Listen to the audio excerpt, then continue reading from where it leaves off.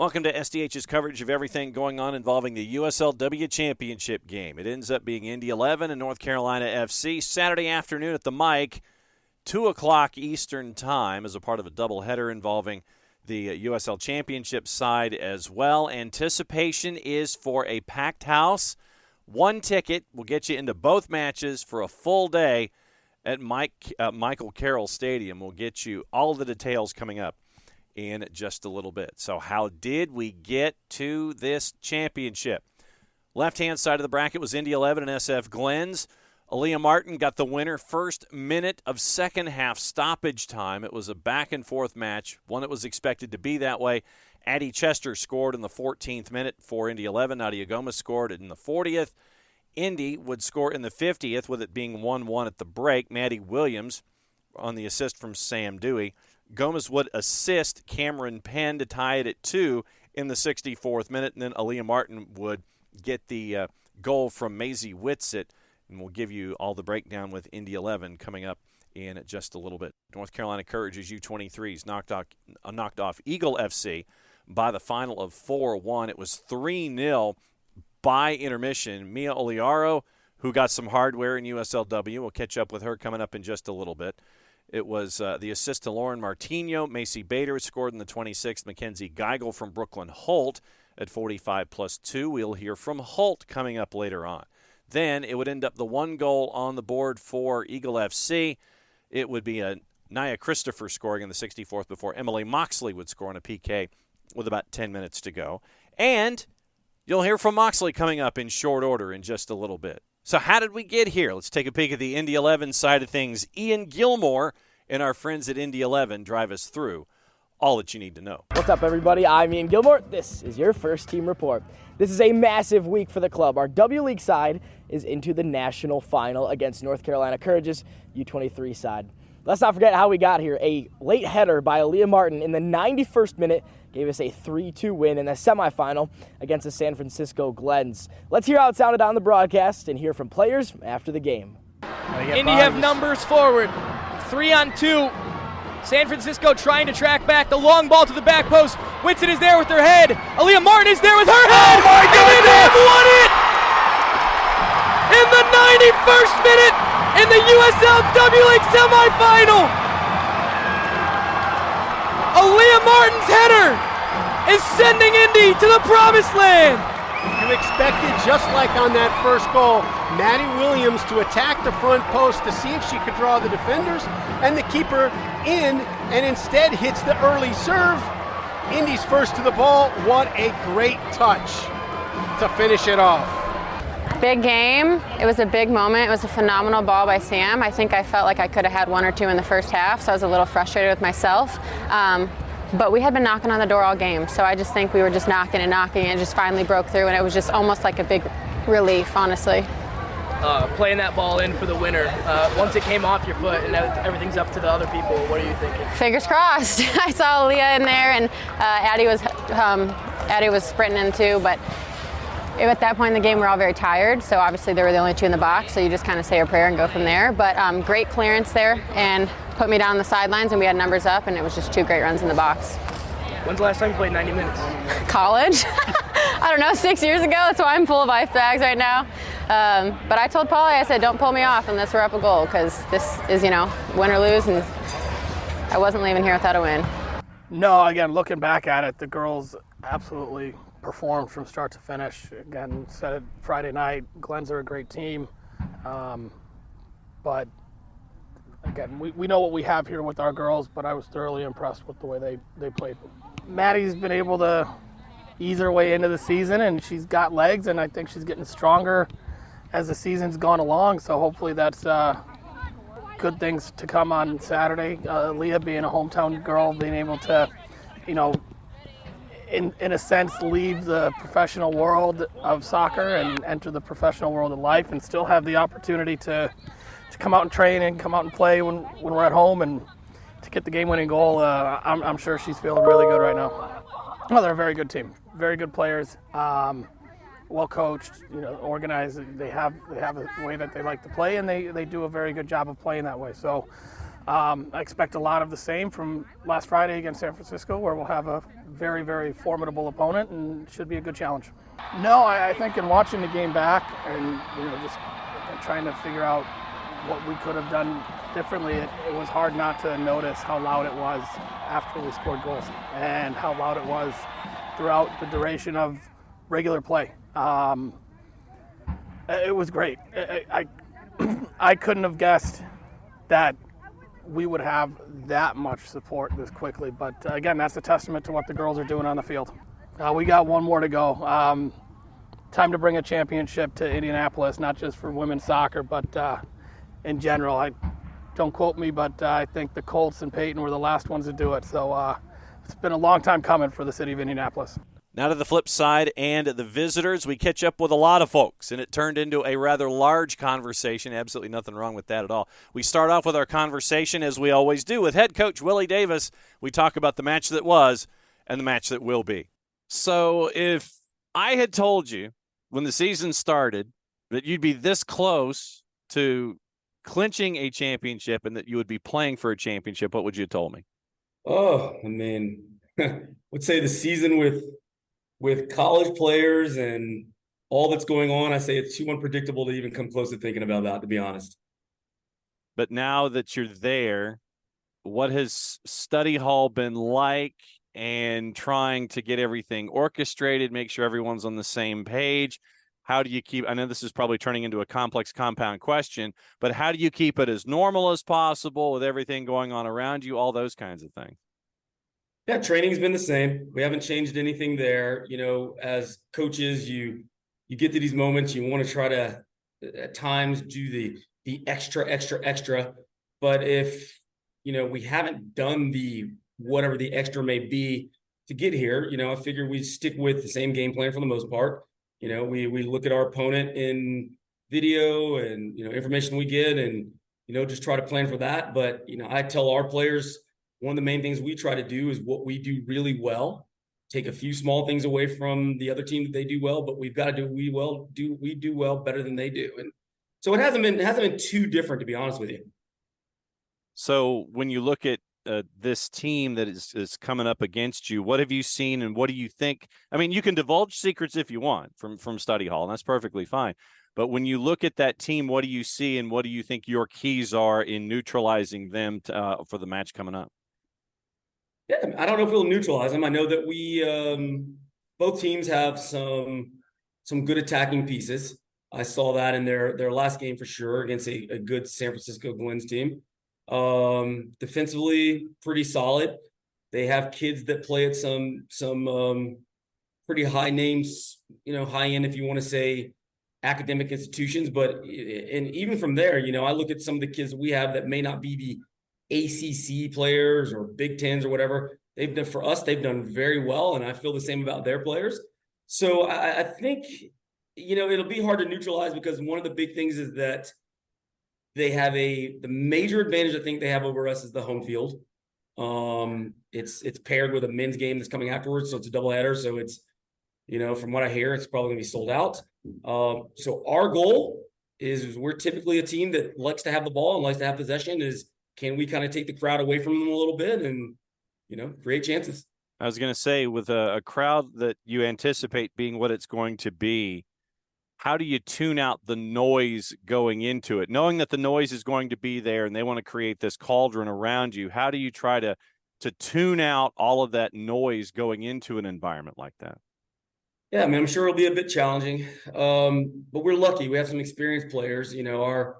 Our one of our captains, Emily Moxley, has played in a college national championship as recently as last year. Our goalkeeper, Emmy Allen, has played in the same college national championship as recently as last year. So even some of my youth players, they probably haven't played in this type of environment, but they played in ECNL national playoffs as recently as 3 weeks ago, and that was a massive event for them. I've been lucky enough to coach in 2 Division II men's college championships, so I kind of know what the circus can be like and try to help them, mentally prepare for it a bit. And a lot of these kids, I mean, they've played in some big games, so we'll rely on their experience. I'll give them a few, tips to try to help with their mentality a bit, and we'll just go and do the best we can. Traditionally here at SDH, we have 1v1s. This was definitely an odd rush. 3v1 as it evolved, it ended up being a conversation among Emily Moxley, Brooklyn Holt, and Mia Oliaro with me. Breaking down what happened last week, breaking down the season, breaking down what it's been like this year with North Carolina FC and the U23s. Oliaro, by the way, voted Young Player of the Year, 5 goals, 5 assists in leading Courage to this championship game. The incoming UNC Tar Heel, remember the Courage, unbeaten regular season at 11-0-1 and a plus 39 goal differential, gave them the top spot in the South Atlantic Division. They hosted the Southern Conference playoffs, knocked off FC Miami City, knocked off Tampa Bay United, then, as we recapped for you just a second ago, against Eagle FC. So here's the conversation with part of the brain trust of North Carolina FC, Emily Moxley, Brooklyn Holt, and Mia Oliaro. So if I had told you that you'd be playing for a championship at the beginning of the season, first day of practice, all things being equal, if I had told you that you would be in this situation right now, what would you have told me? I think I would have believed you, to be honest, with the talent that we had coming in the summer and all the girls that we still had coming later on in the season. I would have believed you, honestly. What has this grind been like, even though there has been some familiarity and there are some of you that play there, either against each other in one form or fashion or know each other in one form or fashion? What has this sprint been like to get here? It's been tough. It's been a really long summer. I tell everybody a bunch of people have asked me that all year. It's been a really long summer, but it's been super enjoyable. It's been super fun. And I couldn't have asked for a better summer, to be honest.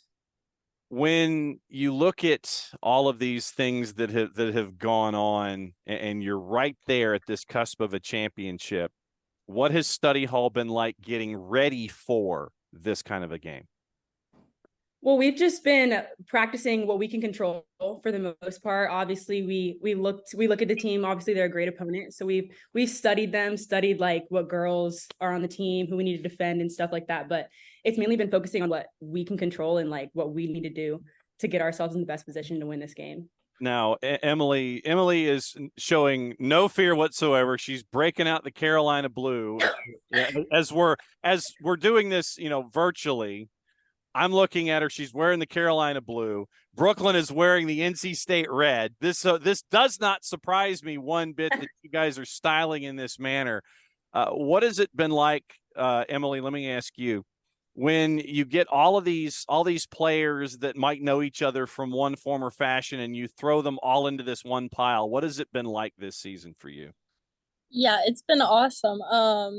I think every single player that is on our team is super high caliber, and so playing all together, and most of us have played at the Courage for a while, so getting all back together and playing together has been really neat and cool. But yeah, we also gel really well together, so that's good. I was going to ask Emily, when it comes to the whole gelling idea with the time that you spent together at North Carolina FC, how long did it take to get into the rhythm of the season and get into that rhythm in this sprint? Yeah, I feel like we kind of automatically all just come together. I think that the coaches also do a really good job of creating that team environment early and just sharing that it's not going to happen individually. So I think, yeah, we all come together. Brooklyn, let me ask you this. What do you think it would mean to the North Carolina FC community to come home with a championship? What do you think it would mean to the fabric and the build of what everybody knows as North Carolina FC? Oh, it'd be huge for sure, especially with what's going on with the professional team, the NC Courage professionally. They've been doing really well this season. So to just be able to continue that momentum on like not necessarily the youth level, but obviously the U23 level would just continue to build the momentum of soccer here in North Carolina. And I think it'd be huge for North Carolina. Emily, let me ask you this. When it comes to the franchise and all of these kinds of things, do you think of yourself as a role model in any way for the younger players there that are tied to North Carolina FC and the younger elements that can watch you guys like you in Brooklyn on a daily basis? Do you think of yourselves as role models in any way? Yeah, I would think so. I think at least when I was younger, I always looked up to even the girls on the older teams and the Courage, the full team. So I hope that, yeah, the little girls look up to us also. Brooklyn, let me ask you this. And, you look at how things are continuing to build when it comes to the sport in and of itself. We talk about role models. I've asked Emily that question as well. What's it been like to see the sport grow and evolve and get to the point to where you're seeing atypical markets, and I just used air quotes, and I admit it, atypical markets and folks that might not have had the exposure to the sport? What's it like to be able to see it grow to where you're in a bunch of different places, seen by a lot of different people? It's been crazy. And just like, I'll take like people who aren't really exposed to the sport. I'll take like my dad, for example. Like he's grown and to be a huge fan of soccer now, just based off watching our team and based off watching me at NC State and the pro Courage team. So it's been cool to like get a bunch of different aspects from different sports, different people from all around the world. And it's been great to see it grow all over the place. All right, Mia, since you've just dived in here. Hi. I'm going to ask you this question, and it's about the team in and of itself. As you sit here and you stare at Emily and you stare at Brooklyn as we're doing this virtually in a video sense, who on the team is the most serious at their job? Who would be considered the one who is the class clown but can still get work done? Who is the most serious and who probably is the goofiest? Most serious. That's an interesting question. Let me think. Brooklyn and Emily are laughing. I think they've got answers too. So hold your answer. Most serious. Okay. Honestly, I feel like Laurel's pretty serious. She gets her stuff done. Yeah, she's focused for sure. Who jokes around a lot? Mm-hmm. I mean, I would say Heather, but I don't know if she would appreciate that.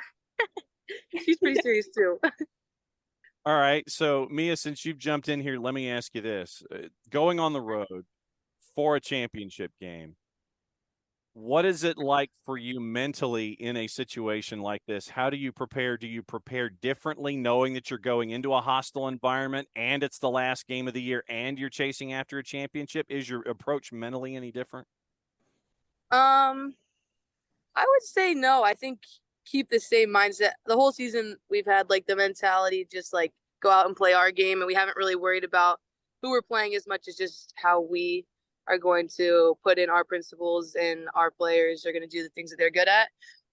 Obviously with like championship on the line, I feel like there's a little more tension, some more stress, I guess, and the fact that we're having to travel, but I wouldn't say we change anything in our preparation, just making sure that we stay confident and prepare as best as we can. So Brooklyn, since Mia opened that door about travel, what would be the biggest misconception you think that folks may not understand about traveling in this league or travel in general for a soccer club in a situation like this where you're having to pack up your stuff, make sure that you're not forgetting anything, getting on a plane unless it's a bus, making sure that everything is all lined up? What's the biggest misconception folks may not have or may have about travel when it comes to playing soccer?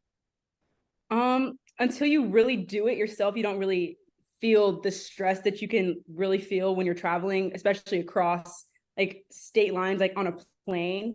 Because the furthest we've traveled this season, I would say, is 4 hours, which isn't super bad. But this time we're getting on a plane. You have to have your shin guards, your socks, your jerseys, everything, or else you physically can't play. And just making sure that we're hydrated and making sure that we're well fed and well rested, getting off that plane, and just making sure that preparation is that much more than it usually has been this season. So it's just preparing as much as we can with that travel on top of it. All right. So Emily, since Brooklyn talked about it, how do you make sure that you are as peak a condition as possible when it comes to traveling? Do you take the roll with you, and are you like rolling in the hallway or the hotel room or on the plane and in the aisle? How are you making sure that you're at 100%? Yeah, I think that I guess rolling out, in the morning of doing like a jog and stretch or something like that. And just making sure you're ready to go. I guess we have no choice but to travel and get on the plane. So just making sure we're ready when we get there. Last question for all of you, and thanks for hanging out with me and turning this into a massive party breakdown here for the championship game. Mia, you first.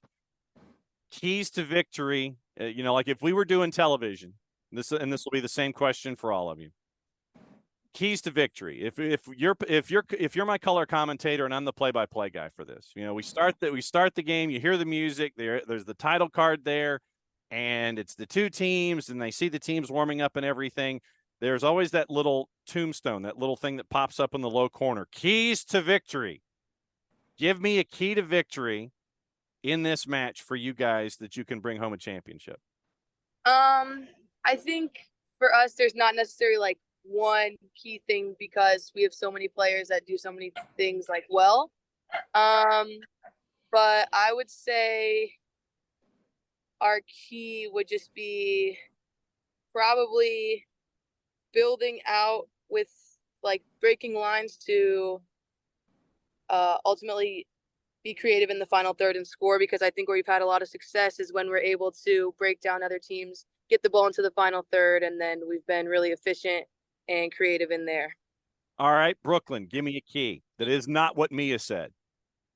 I would say just continuing to build on our team unity and just something that we've grown throughout the whole entire season, and just making sure that it's at its top point for this championship game, to make sure that we're all on the same page and make sure that we're all playing for each other, playing for the same goal. All right, Emily, with that cauldron of noise that's around you that you're probably going to be experiencing, how do you tune it out and get to be able to focus on the task at hand and being able to communicate with Brooklyn and me and everybody else? How do you tune out the noise in a situation like this? Yeah, I think that although it's higher stakes, we just treat it as any other game that we've played this year, and just play like we have all year. And I think that we'll be okay if we do that. So once again, let's pick it up with Ian. Break down what you need to do to get to the mic in time. He's got all the details, once again, courtesy of our friends at Indy 11. All right, here's what you need to know for Saturday. W League Final set to kick off at 2 p.m. Gates will open an hour beforehand. One ticket gets you into both games. So with our men's team kicking off at 7 p.m., we'll have things for you to do in venue between the games. Our women's team will be signing autographs after their game behind the BYB. Goat Yoga is back. There will be a DJ at one end of the venue and an acoustic concert at the other. Again, one ticket, both games. But tickets are going fast, and it looks like we may sell out before Saturday comes around. So you want to get your tickets as soon as you can. Indy11.com/tickets. Go there ASAP. And thanks to Indy 11, as always. Thanks to Ian for catching up with striker Maddie Williams and head coach Paul Delinsky to aid with the coverage and getting you ready for the USL-W championship game. Once again, remember, 2 o'clock, and you can watch the game on 11 Sports, ELEVEN Sports. Let's see what happens at the mic on Saturday afternoon. That's SDH's coverage of the USL-W championship. Play it safe, everybody. If you can make it there, make it there. Get your tickets now. If you can't, follow along on local providers or our friends at 11 Sports. Tell you all about it next week. Play it safe, everybody. Enjoy the final.